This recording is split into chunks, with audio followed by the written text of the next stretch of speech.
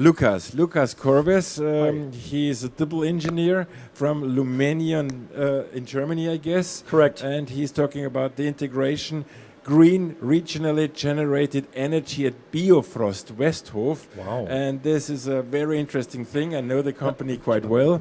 It's a pioneer in organic food. Yes. So these pioneers are not only pioneers in the resources of the food, but also in the usage of energy.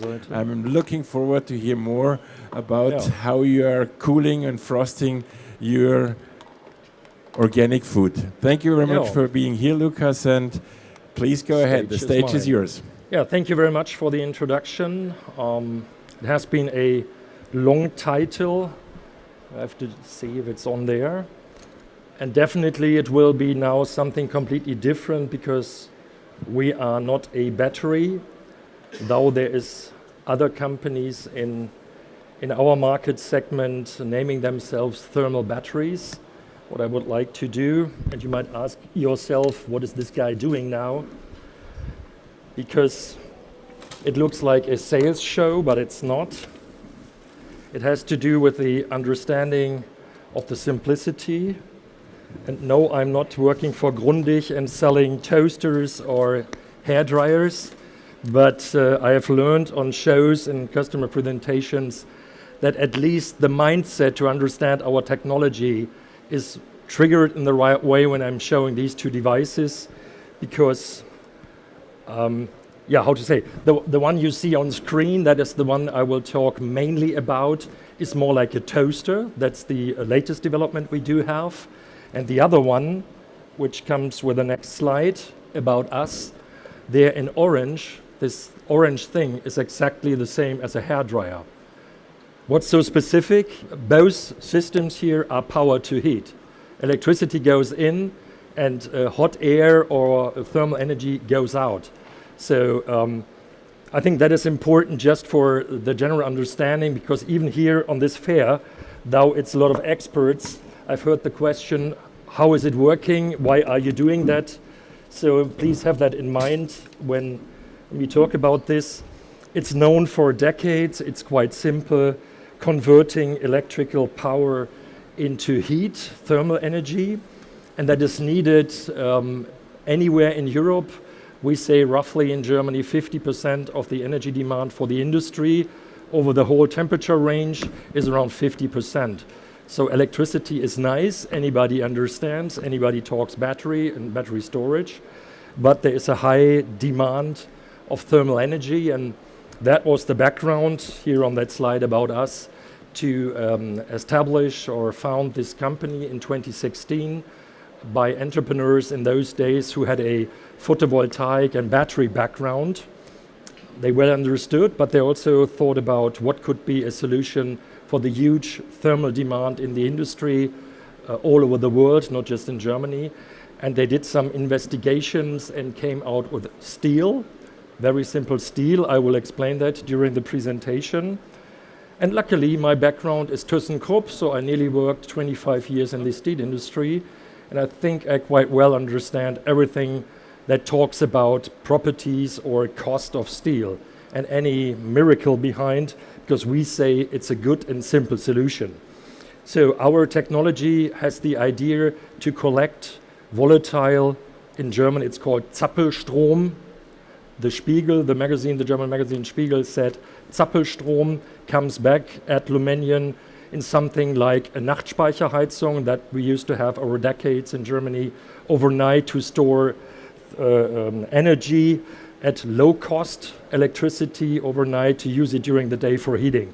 That's the main idea.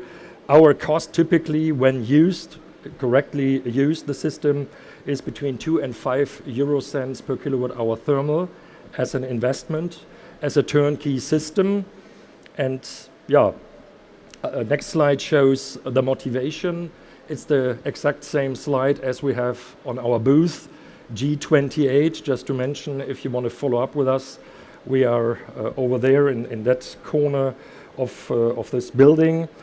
The nice thing about our system is, on the one hand side, it couples the electric renewable power market with the thermal energy. That is well, because you bring it together. But on the other hand side, you make the demands of the industry, like having a stable thermal energy supply, independent from the volatility, intermittency in the electric market. So you make it predictable. What we say in English is we make renewable energy reliable, predictable. I think that's a main target for the industry.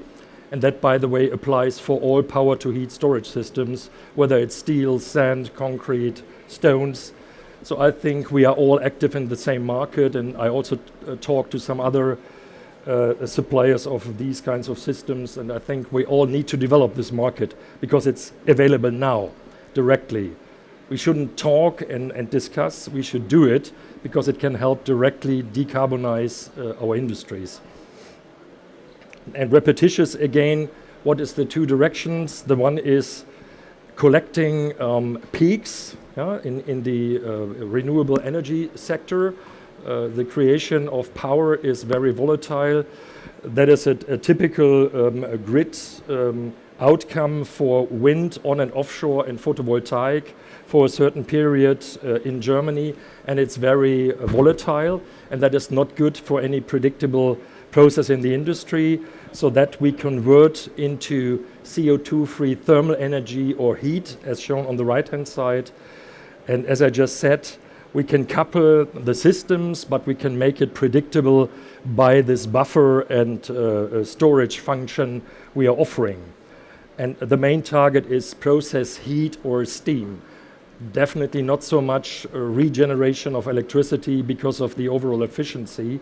Basically, it's possible with our system, but we do not focus that.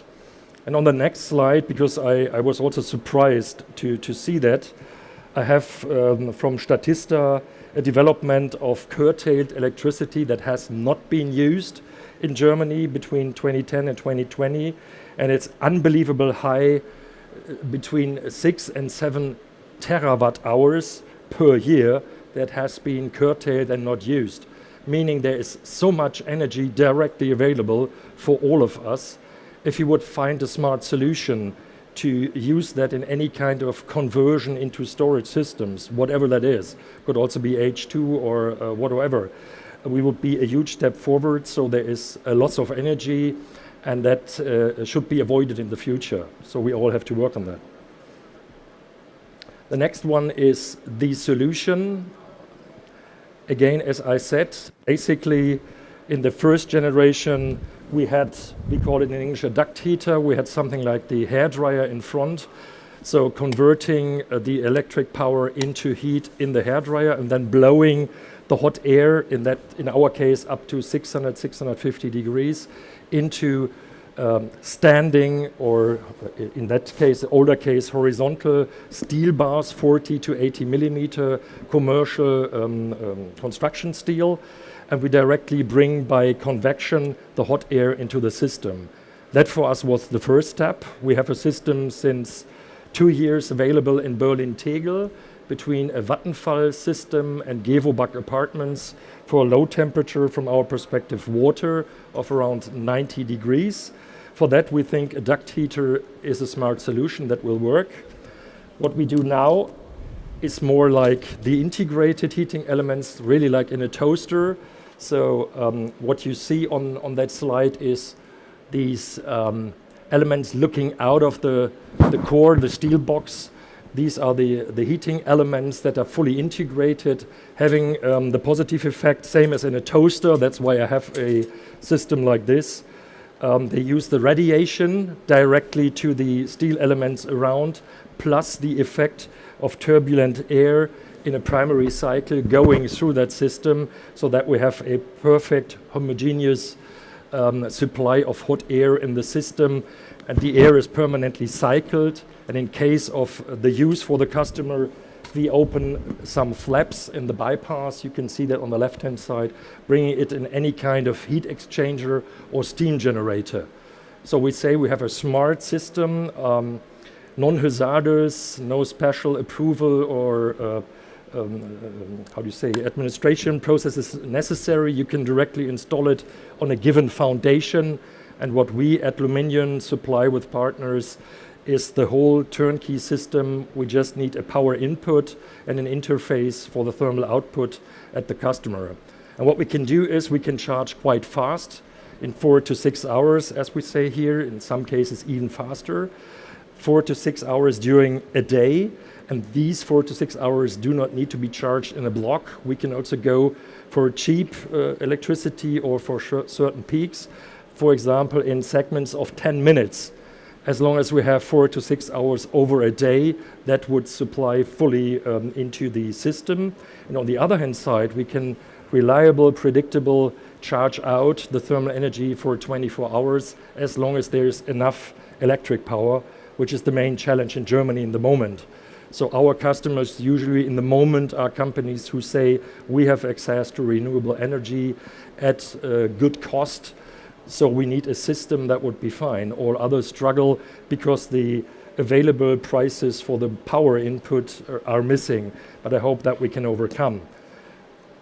What I wanted to show you is the milestones we achieved since 2016. The company was founded. First pilot tests have been running in 2018, and what we did was realizing a first smaller system with the University of Applied Science in Berlin at 0.5 megawatt-hour thermal in 2019, and that system meanwhile has been integrated in the near-field heating system. Then we had the first commercial Vattenfall project in 2020 between their CHP plant and Gevopak apartments at 2.4 megawatt-hour thermal. And then we had certain studies in various industries to scale up and test the feasibility of our system for various applications. In 2021, we received the Innovation Award of Berlin-Brandenburg for this innovative design and business model behind. And we're very proud that since summer of this year, we received a huge order that will be on the next slides. That's the one in the title by BIO-FROST Westhof in Schleswig-Holstein, north of Hamburg, 20 megawatt-hour thermal system for a frost site where they are frosting organic food. And what the customer is doing with the steam we are generating for him is peeling, washing, packing with steam at 207 degrees, 17 bars. So that is a large system that will be finalized in a year. So the next 12 months it will be fully installed. And then for the future, we foresee different, even larger projects in the plastics industry in Portugal, same as pulp and paper. We hope to be realized first half of next year. And very soon here for a brewery in North Rhine-Westphalia, quite close from here. Also a customer who has access directly to wind power without surcharges. While in Portugal, we think about energy contracting, delivering energy as a service. So we are part of a holistic system offering our clients thermal energy. That was the full timeline, and here again a little bit repetitious. You can see the 3 storage systems that we booked. 2 of them have been realized. The 2 ones on the left and in the middle are both realized in Berlin. A small one at around 0.5 megawatt-hour thermal with this institute installation April 2019, and they decided after some investigations and due to the changes in the market to integrate it into their heating system this year, while the other one is in use since September 2020, so already 2 years, and the one for BIO-FROST Westhof will be finalized end of next year. For the better understanding of the environment, it's not a real photo, it's a rendering of what this farmer is doing in Heide. It's a visionary farmer running one of the biggest bio-frostereien in Europe. He invested more than 60 million euro in all of his system, and we are just a little part of it. So there is a lot more, a lagoon system for biogas, PV, certainties on wind power, also in his buildings and insulation. So it's a holistic system, and by using our 20 megawatt-hour thermal system, he can save up to 1,700 tons of CO2 per year. That is numbers coming from him. So it's interesting for me to see what we can save. And in the north of Germany, of course, it's easy to get wind power. That's the main backbone for the power supply, but PV and biogas as well. The reference application you can see here with some numbers, how many charging and discharging hours are used for this system, the operating hours per year, which compared to a continuous running industry is quite low, but the business case works for the customer, including some subsidizing and funding. Everything is fine. We are capable to deliver around 4 to 5 tons of steam per hour out of the steam generator that is integrated in the system at 207 degrees and 17 bars. And for a better understanding, I have this flow chart where you can easily see where the energy is coming from. That's wind, photovoltaic. I left away the biogas because I wasn't sure about the exact details. And for redundancy, there's still the possibility to receive electric power from the grid. 5 megawatts electric power go into the system to charge at around 4 hours, making this 20 megawatt hour thermal capacity. And when a minimum charging level is achieved, we can deliver out 1.1 megawatt thermal into the steam generator that creates in average 4.6 tons per hour steam to do the blanching, which is something like a slight boiling, the peeling of peas, for example, or packing in plastic or whatsoever is done in an autoclave process. This is what the customer is doing with the steam we are delivering to him. Yeah, that was mainly the last slide. Now I have a video, hopefully that runs. Yeah, that brings together all the information I've shown to you. We love the idea into the dot on the eye, getting all the energy. There you can see how we assemble in a cage-like modular structure, all the steel rods, the integrated heating elements, then all the ducts, the primary cycle that's continuously running without extra pressure. By the way, we call our product TES Core, TES, and then the core with the red O, because we like it because of the circular diameter of the steel rods.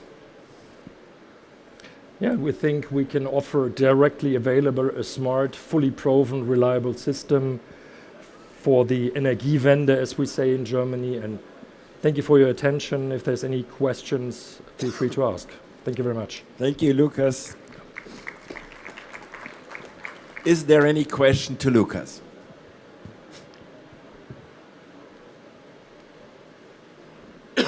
My question would have been, as you have been talking about BIO-FROST, yes, if you couldn't do the same thing also for refrigeration, for producing low temperature.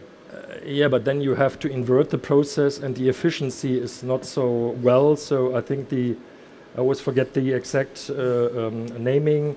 The compressor process is higher in efficiency, lower in cost compared to this invertive process, but it's doable. Yes, we discussed it with customers because finally whatever you do with the thermal energy, that's up to the customer, so it's doable.